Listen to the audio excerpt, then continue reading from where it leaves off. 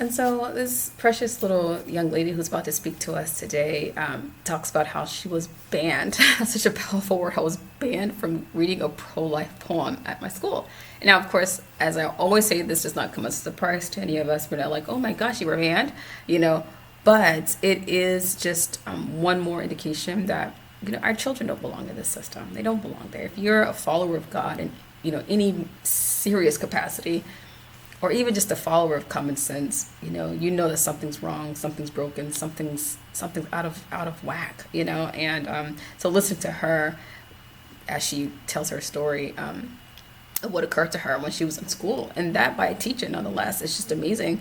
It really just continues to set the tone for how I want to communicate with each person with more passion, more conviction that what God wants for you is beyond the public school system and beyond the systems of the world. That includes all the systems of the world. As much as you can detach from them, we want to do so. So without further ado, let's bring on our 7th grade poem writer. My teacher assigned an assignment in class to write a slam poem about a conflict in the world that we are passionate about. I chose life. I chose this topic because it's important to me and my family. But when I asked my teacher if I could present it, she said no. A 7th grader at Drake Middle School in Colorado was denied by a teacher the ability to read her poem about being pro-life because it was deemed, quote, too political. However, the school apparently doesn't seem to take any issue with left-leaning political material being presented in the classroom. I pushed back on them because not only were they presenting a lot of political material themselves, but they were presenting it as truth. They brought up issues like LGBTQ rights, immigration. However, the teacher's decision to prevent this student from reading her poem was just the beginning. She said that I would not be able to be even in the class while my fellow classmates are presenting their poems, and that I would have to sit outside. But when I further questioned her, she finally said that I could be in the class to listen. Here is a part of that poem that the school did not want read. A life is a life, no matter how small. 73 million people have been killed in 1 year and will be killed again this year, if not more, and they are completely innocent humans. They never get to see the light of day before they are cast away. They did nothing wrong except exist and were dismissed. People say women in healthcare but never think how unfair. They kill a baby for simply being there. This poem is incredibly special and personal for this family, considering their intimate history with crucial pro-life decisions. So my biological mother was 14 when she got pregnant, and my biological father was 19. So technically that was statutory rape, and she decided to suffer and struggle and have me.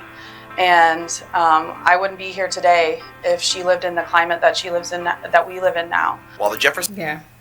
If her mother lived in a climate that she lives in now, where it's just like abortion procedures are just handed to young children and just handed to them. So first they teach them to be very, very promiscuous, right?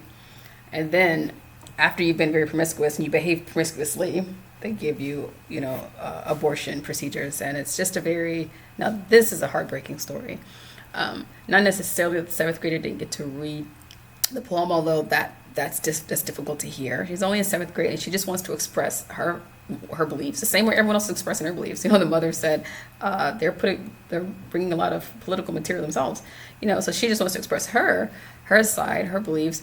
But what's really heartbreaking is the climate. Like, this is the fact that this is how we live now. This is what they consider normal. Like, oh, you get a bunch of children to behave like this and then give them, easy access to murder their children. It's just like, guys, the wrath of God is coming upon this nation, like in a very quick rate, because we are just pushing the bounds. If it's not Sodom and Gomorrah one day, it's the time of Noah and another day. And the Lord himself, Jesus, said that it will be like the days of Noah. So we shouldn't really be surprised, but at the same time, I'm just astounded because it's like, I'm not actually upset about being in this generation, because it gives us an opportunity to use our voices for good. So don't be one of those people who kind of like, take offense. Instead, just find a way to use your voice to advance the kingdom, to sound the alarm, to encourage people into righteousness. that way, when you arrive, God allowing, when you arrive to heaven's gates, you'll get well done, so there's no reason to be afraid of it. But at the same time, it's heartbreaking because little young children are not able to, express their beliefs comfortably in a supposedly polite society. Like, what did we become? What did we become? And so, don't want to spend too much time on this. I just wanted to share this clip. It came across my desk recently and wanted to react to it.